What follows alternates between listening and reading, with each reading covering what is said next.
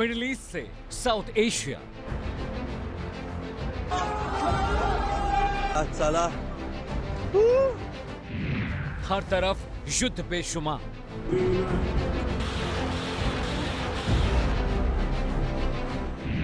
Super power आमने सामने।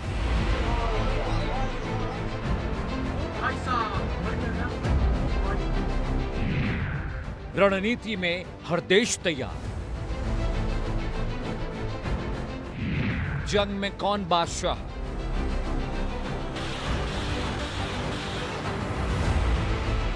बढ़ा वैश्विक तनाव अपार।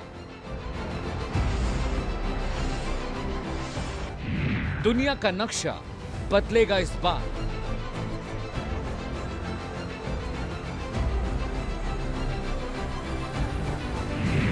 ईरान तय करेगा वर्ल्ड ऑर्डर।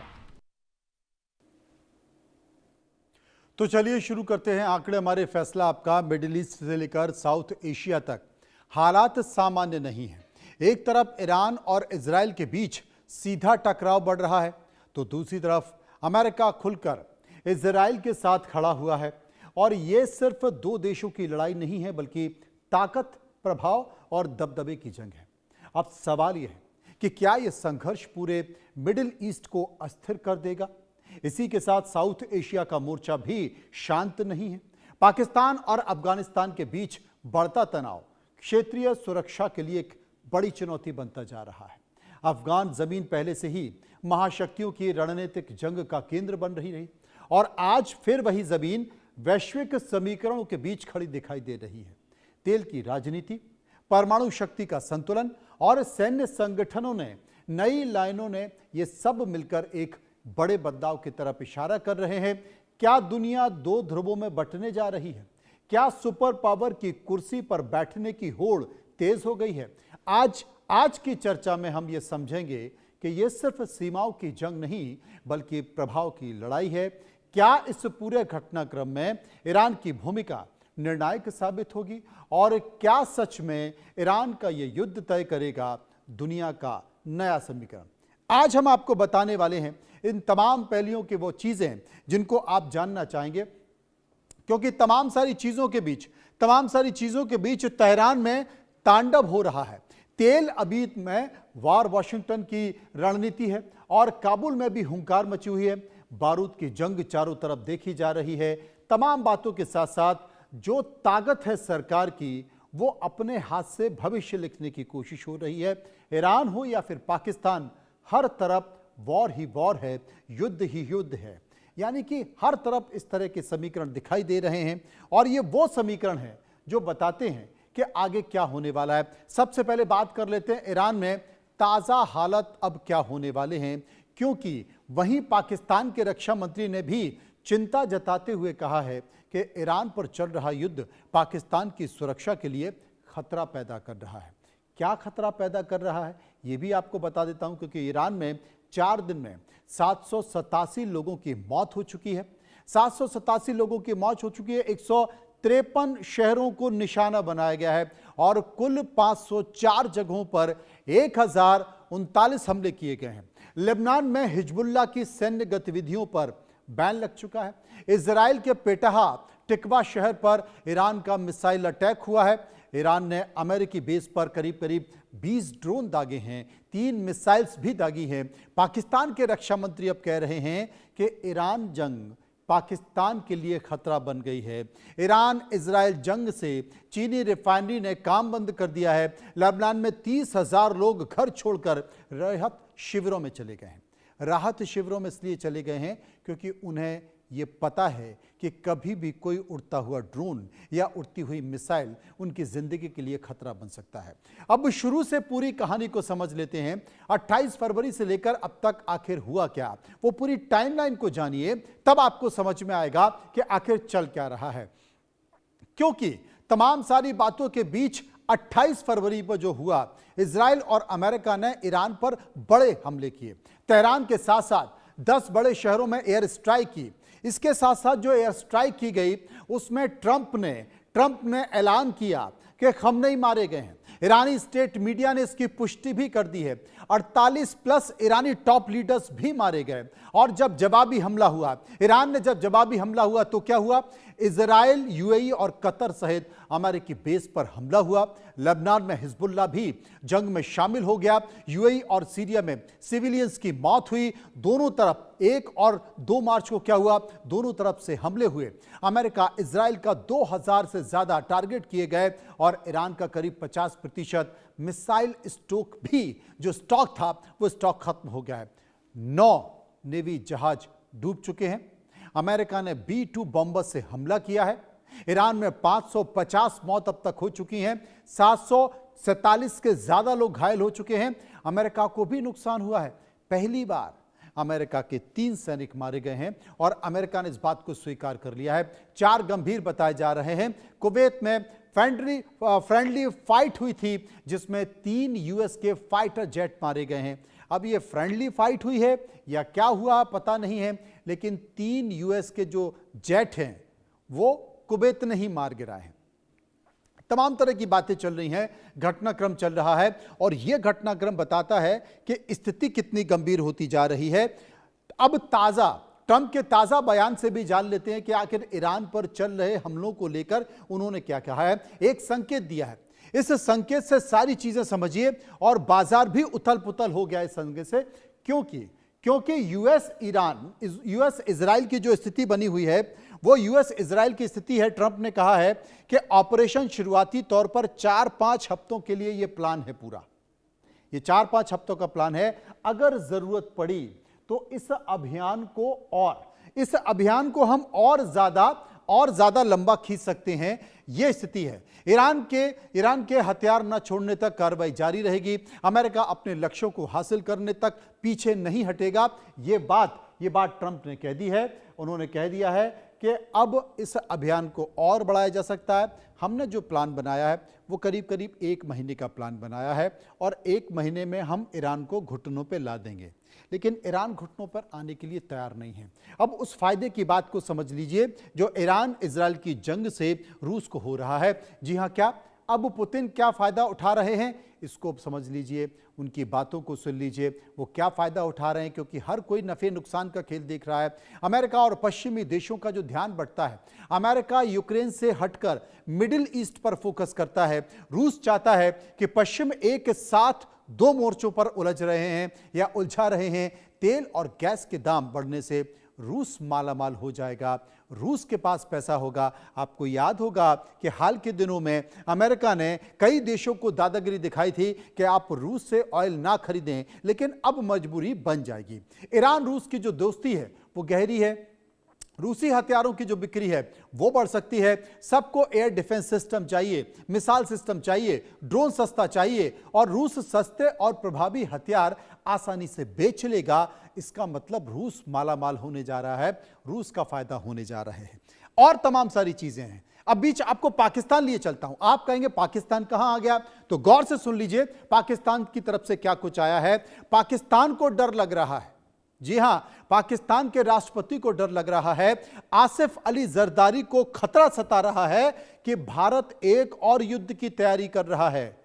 भारत हमारे ऊपर कभी भी युद्ध कर सकता है। यह पाकिस्तान के राष्ट्रपति आसिफ अली जरदारी ने कहा है। भारत की बयानबाजी से युद्ध का खतरा बढ़ रहा है। भारत एक और युद्ध की तैयारी कर रहा है।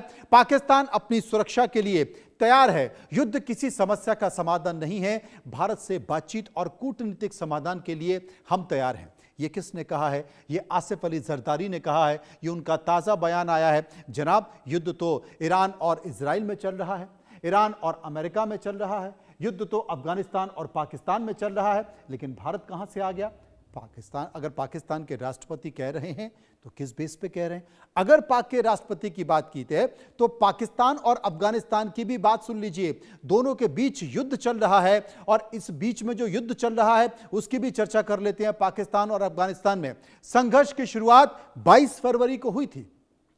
पाकिस्तान ने अफगानिस्तान के सीमावर्ती इलाकों में एयर स्ट्राइक की थी। पाकिस्तान ने अफगानिस्तान के खिलाफ हमले को गजब लिल हक ऑपरेशन नाम दिया था और काबुल समेत कई प्रांतों में हमले किए थे। और जो हमले किए वो हमले आखिर कैसे हो सकते हैं। गौर से मैं आपको ग्राफिक के जरिए बताता हूं, क्योंकि पाकिस्तान और अफगानिस्तान में जो हवाई हमले हैं और जो गोलीबारी जारी है, उसमें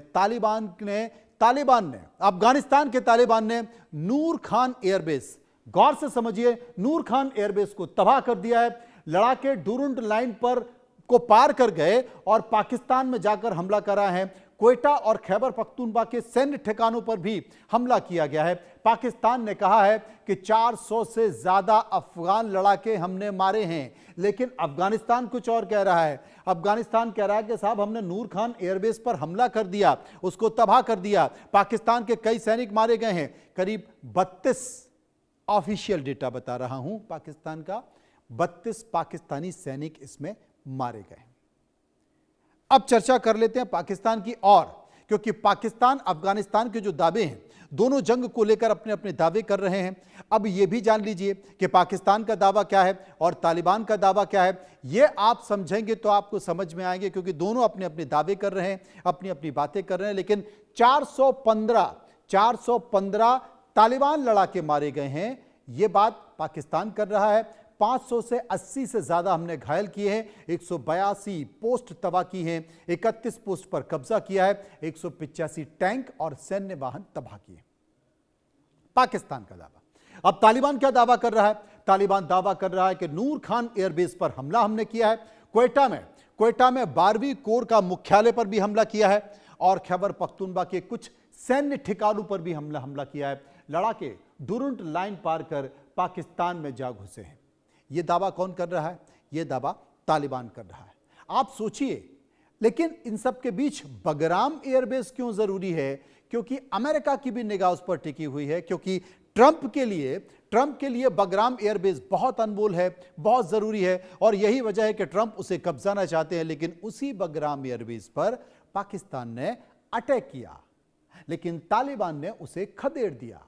अब यह भी जान लेते हैं कि बगराम एयरबेस जरूरी क्यों है, वो इतना महत्वपूर्ण क्यों है, क्योंकि उसके लिए इतनी सारी जद्दोजहद क्यों हो रही है। असल में ये काबुल के पास है। काबुल के पास होने से पूरे इलाके पर यहां पर नजर रखी जा सकती है, और वो अमेरिका ये चाहता है। 2001 के बाद अमेरिका और नाटो का सबसे बड़ा एयरबेस यहीं पर था। ड्रोन और हवाई हमले यहीं से किए जाते थे। इसके साथ साथ चीन, पाकिस्तान और ईरान जैसे देशों के करीब होने से अमेरिका यहां पर अपनी महत्वपूर्ण भूमिका निभा सकता है। जिसके पास बगराम, उसकी ताकत सबसे ज्यादा, इसलिए बगराम महत्वपूर्ण है। काबुल के पास होने से पूरे इलाके पर नजर यहां रखी जा सकती है। ये तमाम सारी चीजें, परिस्थितियां मैंने आपको इसलिए बताई जिससे कम से कम आप बेहतर तरीके से समझ सकें। अब इसी मसले को लेकर हमने एक सर्वे कराया है। हम जनता के बीच गए, वहां जाकर कई सवाल पूछे, लोगों ने इस पर अपनी राय दी है। जो सवाल पूछे वो आपके सामने। पहला सवाल, क्या ईरान, इजराइल और अमेरिका के बीच बढ़ता तनाव दुनिया की ताकत का संतुलन बदल सकता है? जो लोगों की राय निकल कर आई वो आपके सामने।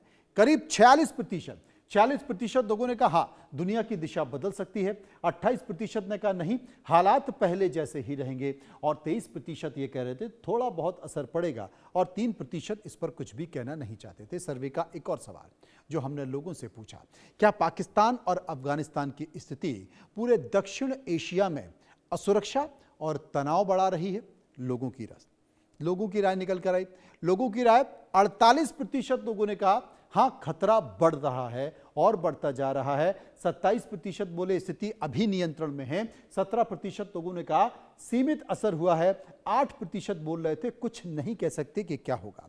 सर्वे का एक और सवाल जो हमने लोगों से पूछा कि क्या इन संघर्षों की वजह से तेल की कीमतें और महंगाई बढ़ सकती है? स्वाभाविक तौर पर सबको पता है कि क्या होगा। 60% लोगों ने कहा हाँ, आम जनता पर अब सीधा असर पड़ने वाला है। 10% ने कहा कुछ ज्यादा असर नहीं होगा। 29% ने कहा कुछ समय के लिए असर होगा। 1% इस पर कुछ भी कहना नहीं चाहते। सर्वे का एक और सवाल जो हमने लोगों से पूछा, क्या दुनिया भर में होते युद्ध से दुनिया फिर से दो बड़े गुटों में बढ़ती हुई दिखाई दे रही है? ऐसा लग रहा है कि आपको? लोगों की राय निकल कर आई। 49% ने कहा हाँ, साफ संकेत मिल रहे हैं कि दुनिया दो गठों में बट रही है। इसके अलावा 26% ने कहा ऐसा नहीं है, ऐसा लगता नहीं है। 19% ने कहा अभी साफ नहीं है और 1% इस पर कुछ भी कहना नहीं चाहते। जो तमाम सवाल हमने पूछे, पांचवा और अंतिम सवाल जो इस मसले पर हमने लोगों से पूछा कि क्या महाशक्तियों के महायुद्ध का संघर्ष एक नए वर्ल्ड ऑर्डर की शुरुआत कर सकता है, लोगों की राय निकल कर आई। करीब 48% लोगों ने कहा हां, इतिहास बदल सकता है। 24% ने कहा नहीं, अस्थायी तनाव है, सब कुछ आने वाले समय में ठीक हो जाएगा। 21% ने कहा शायद हालात बढ़ रहे हैं, बदल रहे हैं, और 7% इस पर कुछ भी कहना नहीं चाहते। ये तमाम सवाल हमने लोगों से पूछे, उनकी राय जानने की कोशिश की। इसी मसले पर एक पैनल मेरे साथ मौजूद हैं, कुछ मेहमान मेरे साथ मौजूद हैं, उनसे हम समझने की कोशिश करेंगे, जानने की कोशिश करेंगे वो क्या कहेंगे। ब्रिगेडियर रिटायर्ड जीवन राज पुरोहित, रक्षा